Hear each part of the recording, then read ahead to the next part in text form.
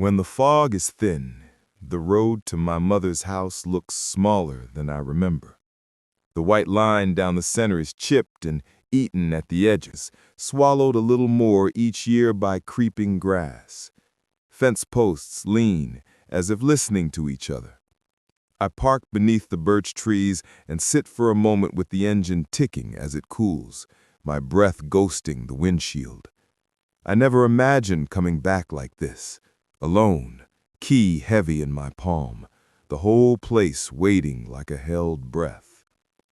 I tell myself I'm here to sort things, to box and label, to sign papers and erase a forwarding address. People will call it closure. They will mean final.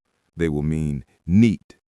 But the fog rising off the fields tells me closure is a word for people with shorter histories. The front steps creak like a memory. The door sticks. The smell is damp wood, old tea, the faint, stale sweetness of paper. My mother's coat still hangs on the hook, sleeves emptied of hands. The calendar on the wall reads 3 months ago, a square cleared of notes except for one thin blue line. Cold front, watch for fog. It is not strange that she would write this.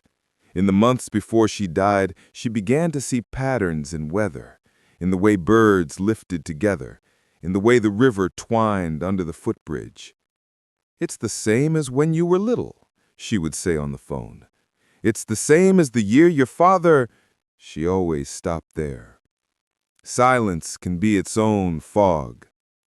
I put my bag down on the kitchen table, set the keys beside it, and opened the back door to let the morning in. The birch trunks wear a peeling white like old paint. Beyond them, the woods begin, an edge of ferns, then a darker green where pines lean tight like conspirators. I pour water into the kettle, and it takes a long time to come to a boil, a small, stubborn sound in a house that has been quiet too long. On the windowsill is a teacup, half filled with rainwater, tiny green threads spidering across its surface like a miniature pond. I don't move it. In the living room, the mantel holds 3 photos. My mother at the river in a yellow coat, me at 10 holding a paper boat, my mother and me together, wind in both our hair, the sky behind us, the washed-out blue of memory. There is no photo of my father. You would think there would be in a house like this, where objects keep stories when people cannot. But there isn't. I know because when I was 16, I searched, opening drawers like wounds, looking for his face and finding, instead, receipts and recipes, a button shaped like a tiny acorn, and a small tape recorder with no tape. His absence was arranged carefully, his name a hollow my mother dusted around. I tell myself none of this matters now, but the fog on the edge of the field is gathering itself into an argument. I find the journal buried under a stack of cookbooks, the leather soft with years of handling. I recognize it from my childhood, my mother's weather book. She dated every page, noted the temperature, the feel of the air. Sometimes she drew little clouds or a streak of lightning. But something happens toward the later pages. The entries become notations not just of weather, but of place. Fog thick along the birch grove, 5:47 a.m. Path visible for 20 minutes, did not go down. Clearing brief, heard someone call my name from the bridge. He was waiting. I could see the brim of his hat. He did not cross. I do not want to think about the hat, because I remember the hat. It was the kind of hat a man wears when he believes he knows where he is going. In my earliest memory of my father, he is standing on the footbridge by the creek in a coat that is a little too big for him, the hat pulled down against drizzle, his hands cupped around a wooden boat. "Ready?" he says, and I nod, and we let the boat go together and watch it turn and correct itself and vanish around the bend. He did not vanish like that. There is no simple bend in a story like this. There is newspaper language, and then there is the thing itself. The newspaper language said, "Local man missing, search suspended." The thing itself asked for carrots to be sliced thinner, praised my lopsided paper boats, and smelled like wet wool. He stepped out one night, years ago, because he heard something. What? An animal? A neighbor calling? The river? And then he was not there in the morning. Every theory was a path that failed to arrive. I put the journal down. The kettle clicks off. I pour tea and take the cup to the back steps where the day slips in and out of gray. The fog in the field thickens and thins in a rhythm that feels almost human, as if the land were breathing. There is a line in the journal underlying 2 times. The path only appears in fog. When I was a child, I thought this was a warning in a bedtime story, not a fact. You mustn't go wandering, my mother said, if the clouds rolled low and the birches turned watery white. The path comes when you can't see anything else. It looks like it means to help, but it doesn't lead you where you think. Her hands were always busy when she told me this, peeling potatoes, mending a sleeve, folding shirts. You'll think it knows you. You'll think it knows where you need to go. I drink my tea down to the grit and go back inside. The realtor will come the day after tomorrow. There are drawers to empty, a garage to clear, a desk that still holds letters I wrote at 9 with the spelling of a new swimmer.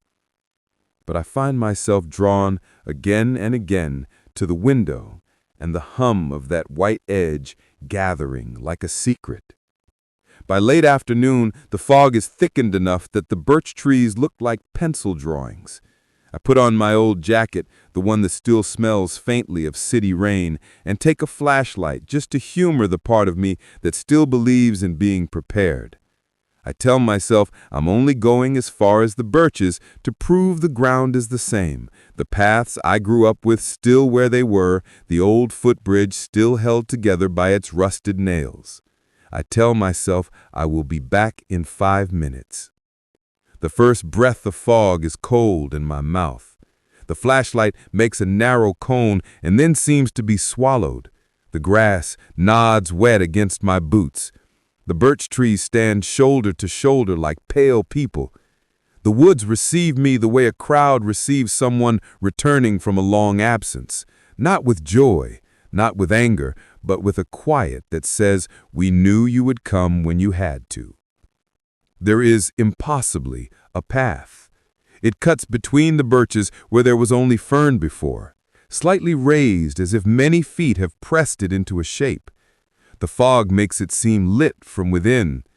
I crouch and see gravel glinting, a small, deliberate crunch beneath each step. My mouth tastes like iron. I could step onto it and be, for a moment, held. "All right," I say to no one. "All right." And I step. The feeling is not like stepping onto ordinary ground. It is like stepping onto a sentence you have heard before when you were a child, and only now, as an adult, do you understand its second meaning. The path curves modestly, invitingly. It makes promises without speaking them. I follow because I have already started, because the fog closes behind me like a soft door, because the trees here grow straighter than they should. I think of my mother underlining. I think of my father's hat brim. I think of the way a boat finds the channel without knowing the words for current and depth. After a dozen steps, the sound changes, the way it does when you walk from carpet to wood. The trees open and a ravine reveals itself, shallow but sudden. The bottom muddied and furred with last year's leaves, a wooden bridge spans it, old planks slick with damp, the railing dark and smooth where hands have learned it. This bridge was not here when I was a child. We had a different one, lower down, a tangle of stones you could cross dry shod if you balanced carefully enough. But this one stands as if it has stood a century. I put my hand on the rail. It is solid. My flashlight, when I flick it on, throws a pale, lesser moon across the far side. There, at the edge where the path continues, stands a figure. The figure lifts its head. In the fog there are only shapes, the slope of shoulders, the weight of a coat, the brim of a hat. He does not wave. He does not move toward me. He is not a deer or a neighbor or a mislaid piece of modern theater. He is a person whose silhouette I know because my body knows it. "Dad?" I say then, and the fog pushes the word back into my mouth like a tide. On the far side he takes a half step and then stops. I step onto the bridge. There are stories where the person crosses, and stories where the person running out to meet them is the one who disappears. As I walk, the slats creak under my weight, then hold. In the middle, I pause, because that is where you pause if you are trying to be smarter than a child. The fog funnels through the ravine with a sound like breath. My father, as I think him, tilts his head at the exact angle he used to when he was asking what I had brought him from school. A note from the teacher, a stone, the need to confess a lie. "Where did you go?" I ask. It is a foolish question and an honest one. He puts his hand out, palm open as if asking for a coin. I take another step. The flashlight sputters and dies. The dark closes around the bridge. I know suddenly that if I take one more step, the bridge will continue. And if I take one more step after that, it will also continue. Every step will have a place to land. I also know that if I turn around, the path will not be there. The fog hums, not with electricity, not with bees, but with the small, brittle song of 1,000 unseen raindrops. "Elias," he says my name the way you say the name of a person you have just woken. It is the voice of a man who left on an ordinary night to check whether a gate had swung open and found himself on the wrong side of a story. "Where did you go?" I ask again, because questions shape space. "Why didn't you come back?" He thinks, or pretends to. "He did," he says finally, and lifts his hand higher. "I have been here all this time." The fog thins in a tremor, enough that I see the cheekbones, the soft hollows under his eyes, the old half-smile that makes him look younger than he ever was. He is not wet, not cold, not tired. He is himself as much as anyone can be themselves in a place that is not quite a place. "What happens if I cross?" I ask. "Then you will understand," he says. It is an answer that used to satisfy me as a child, when we were building a small fire in the stove, and he showed me how the flame finds the dry kindling and how the heat lifts. Understanding used to be something you could hold in your hands, like a warm bowl. "I have to lock up the house," I say, "because no one should know how much I want to take that last step. There's the realtor, there are papers." "There were always papers," he says. "There were always reasons to wait. The path doesn't like reasons, it likes need." On the far side, beyond him, I see nothing. That is worse than seeing something frightening. I take a breath, and the air tastes like the first time you bite your tongue. "Are you real?" I ask, the way a person asks a mirror. He considers again, in that slow, careful way he had with words. "As real as need," he says. "As real as fog." I step back. The bridge says a small, relieved creak. I try to remember whether the warning in my mother's story was about the path or about me. The wind lifts and drops like a hand. I stand there until I am afraid that standing is its own kind of crossing. I'll come back tomorrow, I say, and I hate myself for the thread of hope in it, the way I promise as if I have become a person who breaks promises. He nods once, solemn as a boy asked to guard a secret. I turn and take each plank carefully, the rail under my palm, a cold truth. Back in the house, the kitchen clock ticks too loudly, a metronome for a song I do not know. I put the dead flashlight on the table like a small animal I have failed. I open the journal again and flip to the last page she wrote. It is dated 2 weeks before she fell on the back steps and did not get up again. The ink stutters in places as if she stopped to listen. If the fog calls, don't follow him again. The word again lifts off the page like a hand.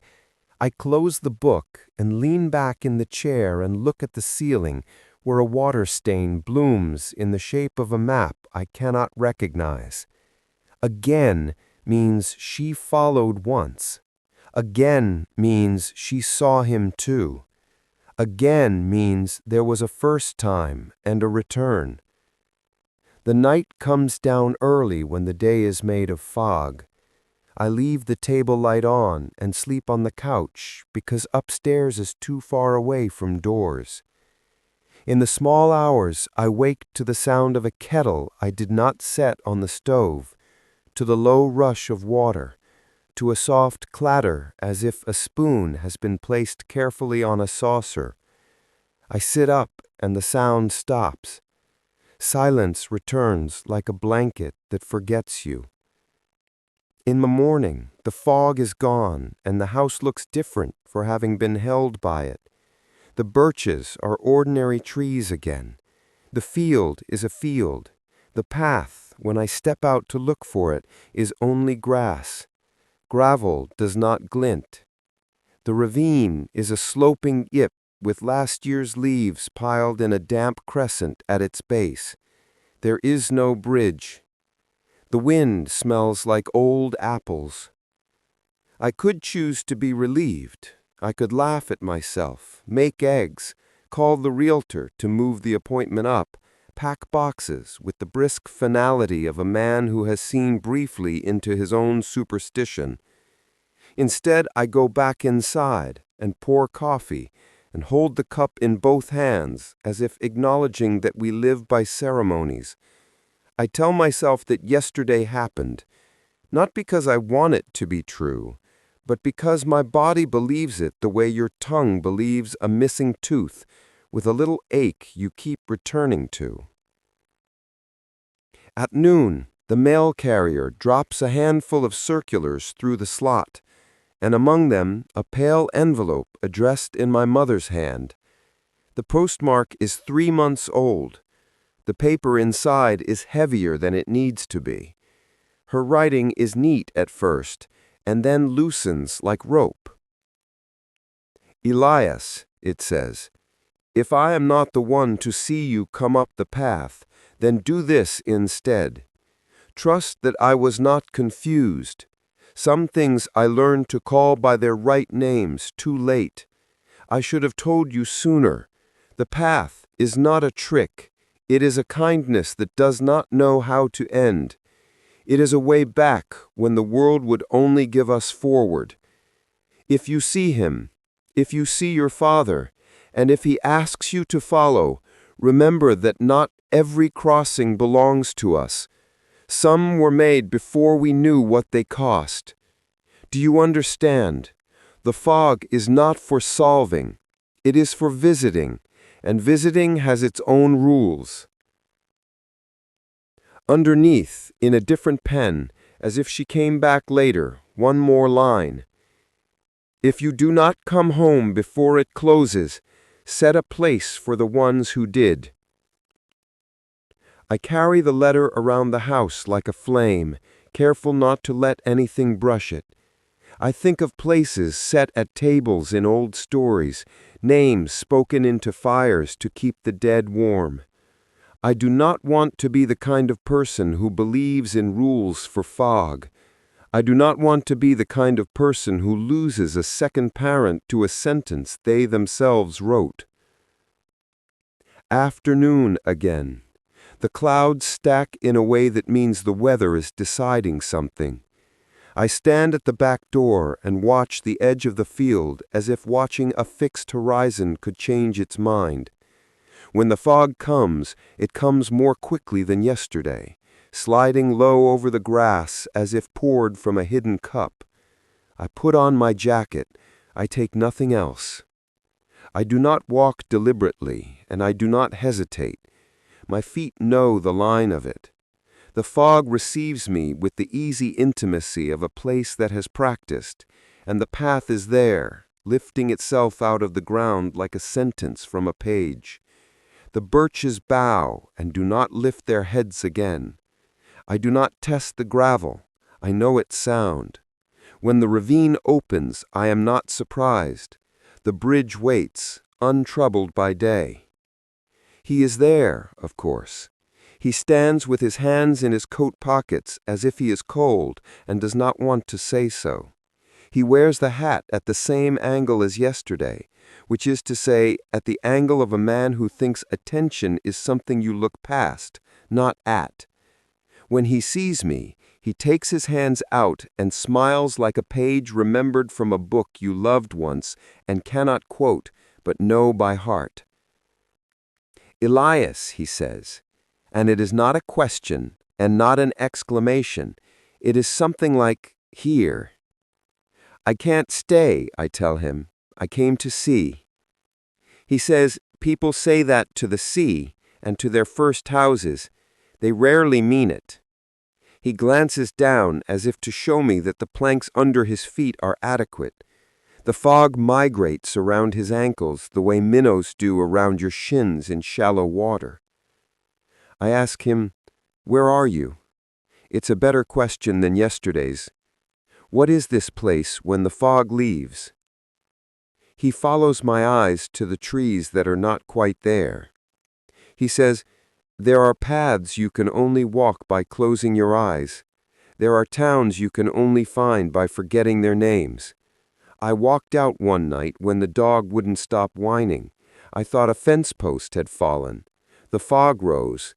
I saw the path. I wanted to see where it went. I thought I would come right back. I thought you were asleep, and if you were asleep, then time could be asked to hold still for a moment. It turned out that was the one thing it wouldn't do. He looks at me then not as a father looks at a son, but as a man looks at another person with a thing he wishes he could return. He says, I didn't bring milk, and we'd both laugh, and the laughter is a fragile bridge we refuse to test. I put my hand on the railing because it feels wrong not to. The wood is slick and familiar. I say, if I cross, will I come back the way I want to, at a time I recognize? He lifts his shoulders and lets them fall. He says, when people ask me that, and it startles me that there are people, others? Who? I tell them that wanting is not a map. The path has never promised to carry anyone's wanting. He looks past me toward the house he cannot see. He says, but it does promise to appear when someone needs it. I think of my mother underlining again. I say, she followed you. It is not accusation. It is not even surprise. I see it then, the way she would have considered the path as if it were a puzzle to be done before dinner, the way she would have put on her coat and gone as far as her rules allowed, the way she would have gone home and made notes in her book as if the world were a lab that could be persuaded into truth by being written down. He says, she did. I ask with my eyes, and he answers with his mouth. She did, but she did not cross. She stood where you were standing, and she said the exact thing you said the first time. Tomorrow. She came back on a clear day, and the path did not come. She came back another day, and it did, and we spoke, and she went home. We learned that this was how the fog wanted it. We learned the difference between visiting and leaving. I ask him, "Why did you stay?" The question makes a hollow at the center of me. Why not? I trail off because my mouth is too small for why did you not fight your way back? Why did you not refuse? Why did you not choose us over this? He takes off his hat, and I see that his hair has not changed, and his face has not decided to age or not age, but to remain in the particular season in which it stopped. He thinks for a long time. "Because I stepped when I shouldn't have," he says finally. "Because the path does not like to be corrected once it has become to carry you. Because I thought I would make a lesson for you. See, Elias, see how you ought to be careful?" And then the fog closed, and the lesson became the life. He puts the hat back on as if to apologize to the air, because sometimes the first mistake is the one the world builds around. There are words I want to say now, brutally clean words that would ring in this damp air the way iron rings. I want to tell him that we needed him, that my mother sat at the table most nights as if expecting not a person but an explanation, that I learned to be careful in the wrong ways. But the fog makes every sharp thing softer, and I have never been a person who could keep an anger lit outdoors. "What happens if I step back?" I ask, and he smiles because he hears the real question. "What happens if I step forward?" "If you step back," he says, "the path will remain where it is for a while, as all good things do, and then it will close. Tomorrow it will be where you need it to be, which is not always where you think." He nods toward my chest. "This is not a call to be solved, Elias," he says, and I realize he is speaking in my mother's cadences. "This is a door to be visited." We are quiet then. The fog runs its small current. Somewhere a bird asserts itself twice, and then thinks better. I think about being 10 years old and carrying a paper boat to the creek, and how my father leaned down to show me where the water slicked around a stone, and how he said, lightly, "You can't argue with flow." I think about calling the realtor tomorrow and telling him to give me another week. I think about going back to the city and telling no one, because some truths are like mushrooms. They do better in the dark. "I set a place for you," I say without meaning to, "after you left, for a while, at dinner. I poured water. I put a fork on the left, even though you preferred it on the right, because I wanted to show you I could do it by the book. The admission makes my face heat, as if shame were a candle I have leaned too close to. I stopped because it hurt." He looks at me with a softness that collapses the distance between us even more efficiently than a bridge. "Thank you," he says, "for the water, for the fork, for the stopping." He lifts his hand again. "Will you come to the middle at least?" I walk until I can see the fleck of green paint I remember from some other bridge, some other time. How could I remember paint that never existed? And I stop.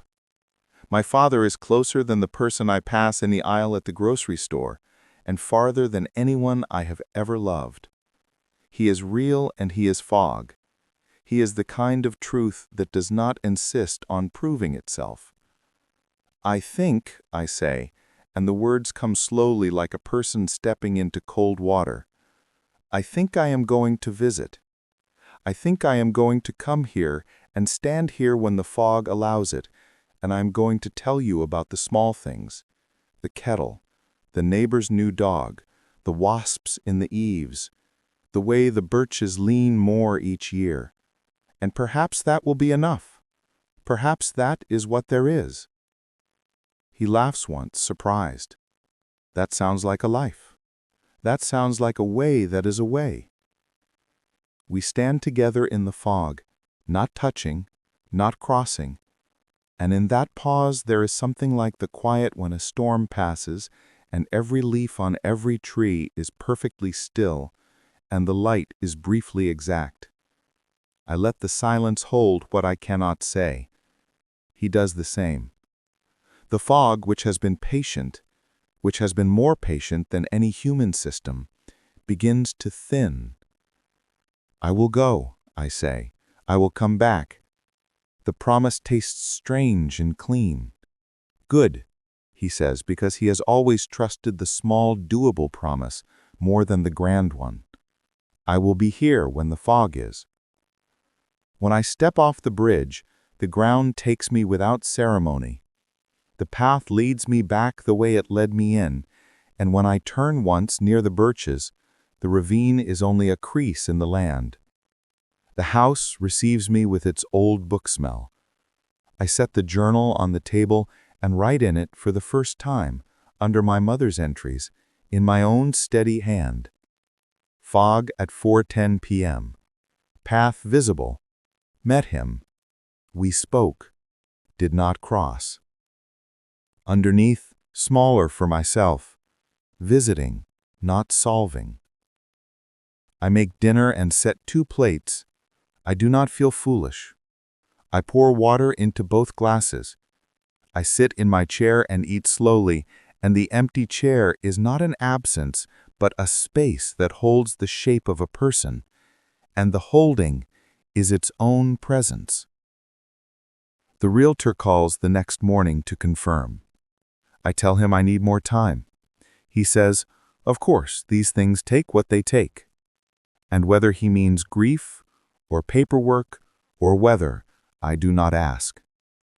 I spend the day in the garage moving through boxes of things I thought I would never have to consider again. The little radio that made the baseball games sound like the ocean. The red toolbox he labeled with his neat block letters. The paper boats I saved like a habit. The fog does not come. The sky is hard blue. That is fine. Days go this way, some with fog, some without. On fog days I walk. The path appears, sometimes in a different place, once along the old stone wall, once through the field where the deer step carefully, once, to my surprise, down the road itself, as if ordinary walking had finally become a way of visiting. The bridge is always at the same distance from my heart. My father is always there, hands in pockets, a man wearing a hat he chose on a day that is not over.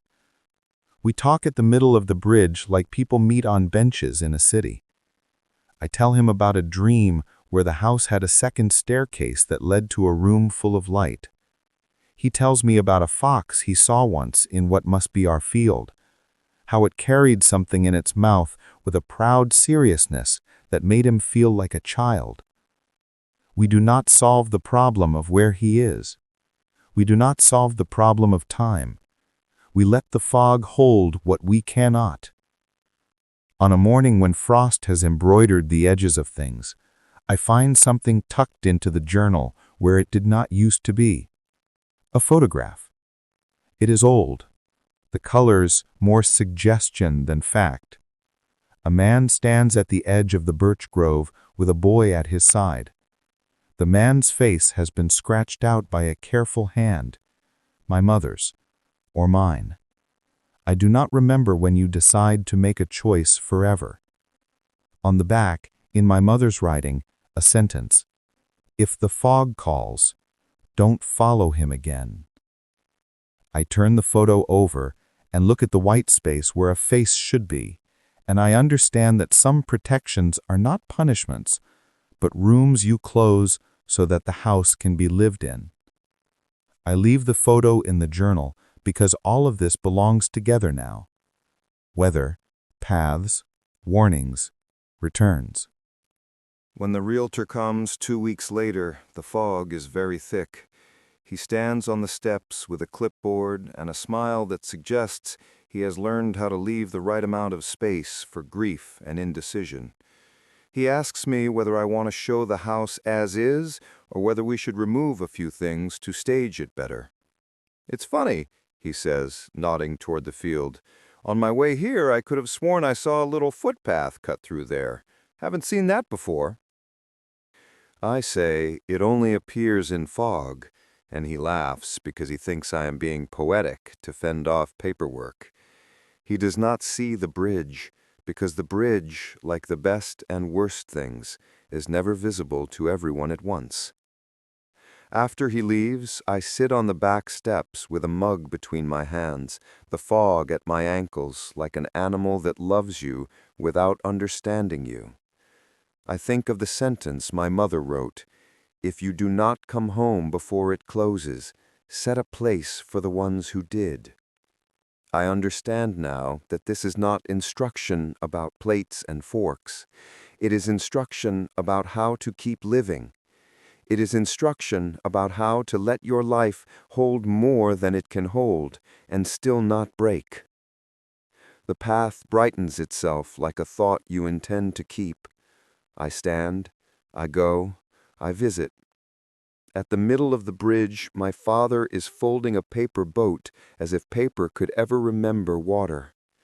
He shows me how he tucks the last corner. "It's the same," he says, sounding pleased and a little surprised, as if he thought the world might change the rules when he wasn't looking. We set the boat down on the rail and pretend for a moment that the fog is water and that the boat knows about current and stones. For a heartbeat, it floats. Then it does what boats do. It moves toward the place that carries it. We both watch. We do not follow. We stand there, hands on the rail, and let the fog carry everything it can. When I return to the house that evening, the fog thins until the grass becomes singular again, and the birches reveal their black scars, and the first star shows itself, indifferent and faithful. I set 2 places at the table. I pour water. I eat. I write in the journal, "Path at 5:28. Steady." He laughed at my old jacket. I told him about the neighbor's dog. Visiting is enough. I leave the page open to dry. I leave the back door unlatched in case the night wants to come in and change the air. There is no closure here. There is only the honest opening and closing of weather, the patience of trees, and the discipline of returning.